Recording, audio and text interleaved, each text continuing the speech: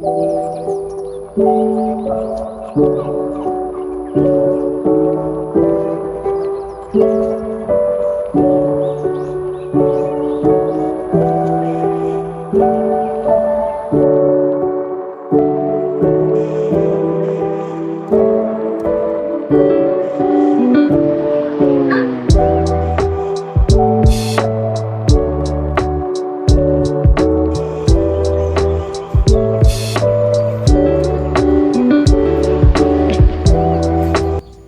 everybody, Sarah here from Brown Family Goods, and welcome to my channel. It's so good to have you here. This is my first video that I'm going to be putting up, and I thought it would be fun to do just sort of a day in the life around here. You know, we have kind of a small farm, we have turkeys and chickens and ducks, lots of dogs as you can see, and some geese too. And we like to grow our own food. We like to do as much here at our little farm as possible, so I thought it would be fun to just kind of hang out together today. You know, we also do local farmers market here every Saturday, so what else you'll see in this video is me getting ready for that farmers market. So I like to bring lots of fresh baked breads, so that includes sourdough rolls and fluffy home style bread loaves. So that's exactly what I'm going to be making this afternoon. And what you're seeing now is me just kind of getting ready for the day. It's been super hot here in Louisiana, so we're watering constantly all the little stuff that's on the porch here. These are just some petunias and things that I grew from seed this year, so I'm really trying to baby them and take care of them. A bunch of them look really scraggly because I've already cut them way back since it was so hot. I decided that I was going to cut them way back because they've already flowered several times and they were just getting super thirsty basically because the plants were so huge. So I decided I would cut them way back. I'm just letting Sheldon out of his garage. He likes to sleep in the garage at night. We put him in there so he's nice and safe. Here he comes. And you're going to see some true cat behavior here. Hello, would you like to pet me? Nope, no thank you. Typical cat, right? Alright, it looks like I'm on to roses now. These are just 2 roses that we have in front of our little kind of guest house building there. And they haven't done much for me this year. I think the conditions just were not quite right for them. And I did give them some fertilizer. That's what they're getting here too. I just do a light fertilizer in the watering solution every few times that I water, I would say. Now for the plants that are up here on the porch, I am happy to use whatever kind of fertilizer. It doesn't really matter to me because I'm not eating food that's coming off of these plants, of course. In the garden, I try to keep things as organic as possible. I do try to do fish emulsion and blood meal and bone meal and things like that as fertilizers in the garden. But up here on the porch and as for the rest of the property, basically, I don't mind using other fertilizers like Miracle Grow and things of that nature. And here goes Sheldon and Clark playing around. Now I'm on to letting the chickens out. I like to let them out of their run. They're already out of the coops. We let them out of the coops way early in the morning, around 6 a.m. Alan will go out and let them out. But then they're kind of inside their run area, which is quite large in and of itself. You know, they're eating their breakfast and laying eggs hopefully and that type of thing. And then a little bit later in the morning around 9 a.m. I typically will go out and let them out into the full yard. That way they can get in the grass and lay under the back porch and things like that. They just like to get out and have a little bit more room to be around for the day.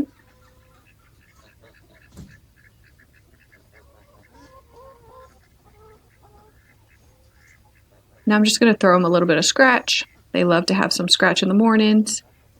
Everybody gets a bite or two. Some of them have someplace they need to be, so they get directly out and go on their way. Just depends on the birds. They're so fun to watch.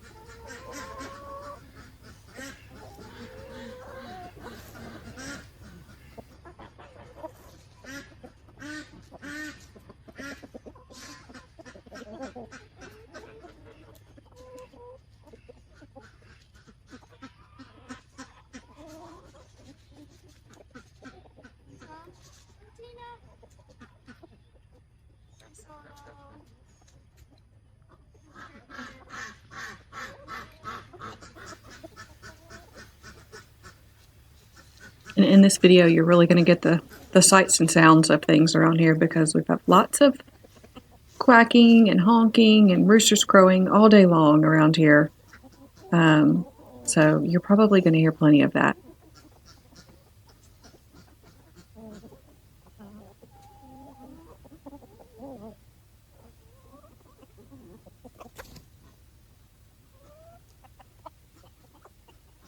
And I'm just checking in the coops to see what kind of eggs everybody has laid so far. I try to gather the eggs anytime I go out to the coops to prevent any from sitting there and getting broken or potentially eaten by some of the bad birds who love to eat eggs.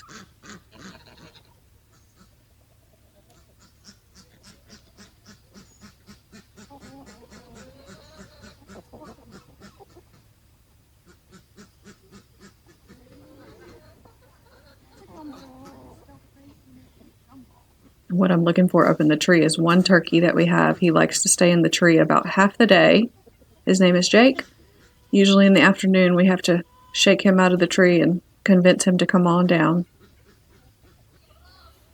Okay, so next up for me is I went in the garden and I watered first. I didn't video myself doing that, but you didn't miss anything there. So now I just thought we'd do a quick little garden tour. Some things over here are some zucchini squash that I started in that little fabric pot. We have a volunteer pumpkin you can see there that has decided to spring up, and it has 2 pumpkins on it.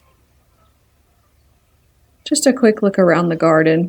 You see my garden is just, it's not perfect, but it's really functional, and that's all I ask of it. I have some drip tape that I use for watering typically, and I'll run that drip tape for 15 or 20 minutes at a time.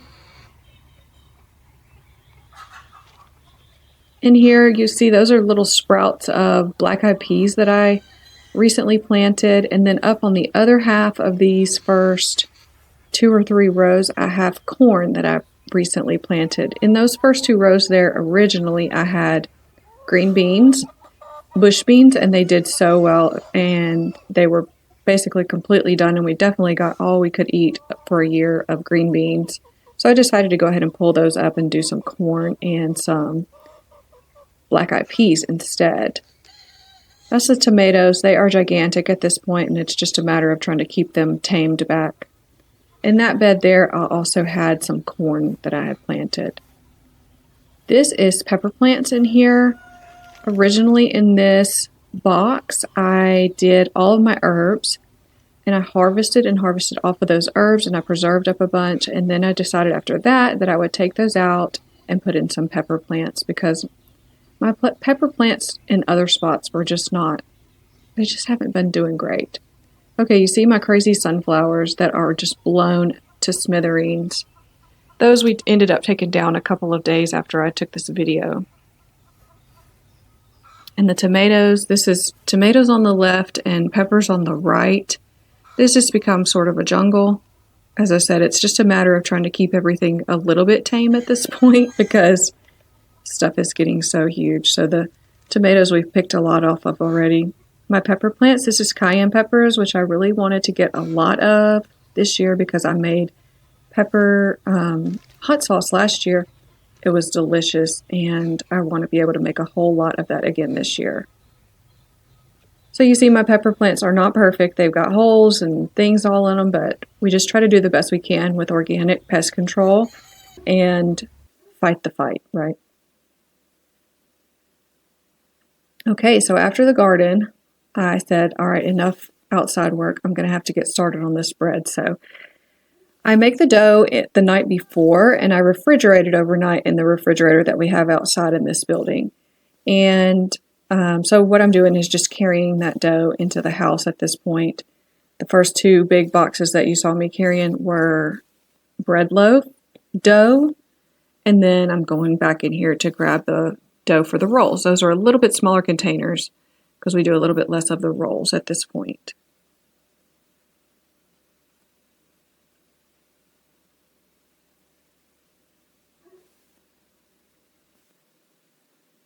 We got to get the proofer going.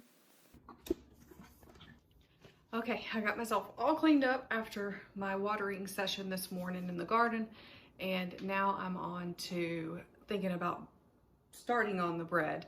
So I've got the bread in the, let me just show you here.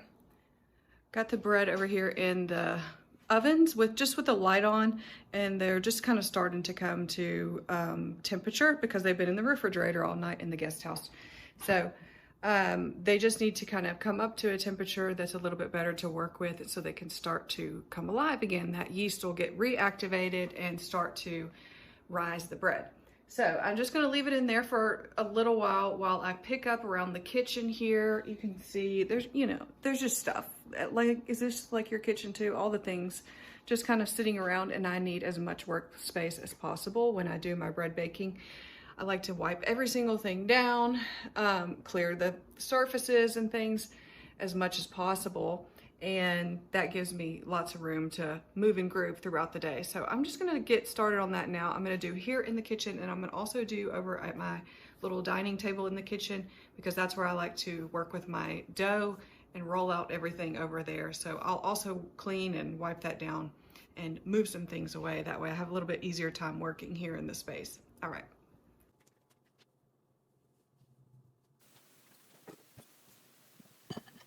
All right, so I'm just starting to get cleaned up. Now, obviously my kitchen is not like terrible. It's not piled up with dishes and things like that, but you know how kitchens are. They're sort of the drop zone throughout the house, so everything just gets left sitting, and myself included. I leave everything out until I'm like, okay, I gotta do something, so I'm gonna have to clean this stuff up.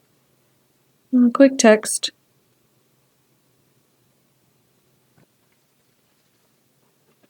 Now let's just put away 100 things, right?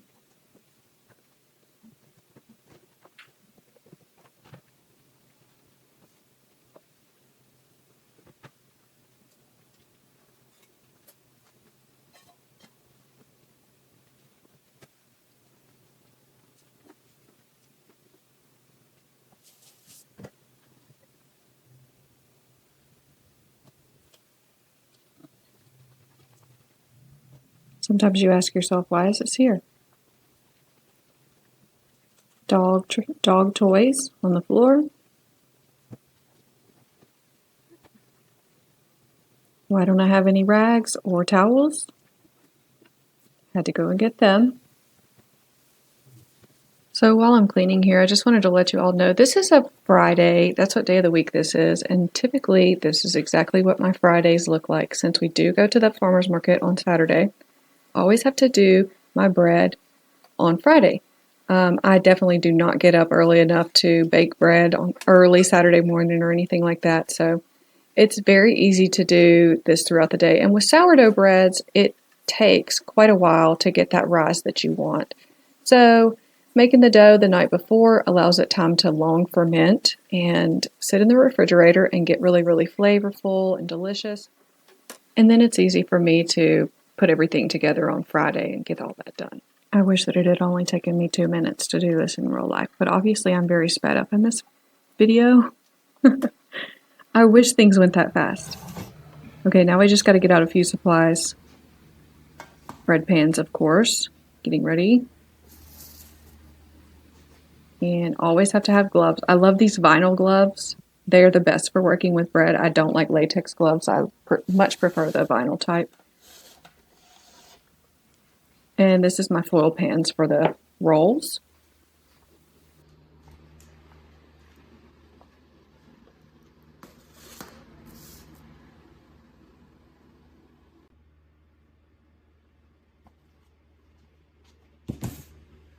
All right, so now I'm going to start working with the bread loaf dough. And I've got 2 big pans of dough over here that I'm going to do the first kind of roll out of those so that they can have a bench rest for a little while before I put them in the pans. So that's what you're going to see me do next, and I'll be able to just use this work surface here and let that stuff set on the surface while I go over and do some other things while the dough rests. So I'm just going to get started on that.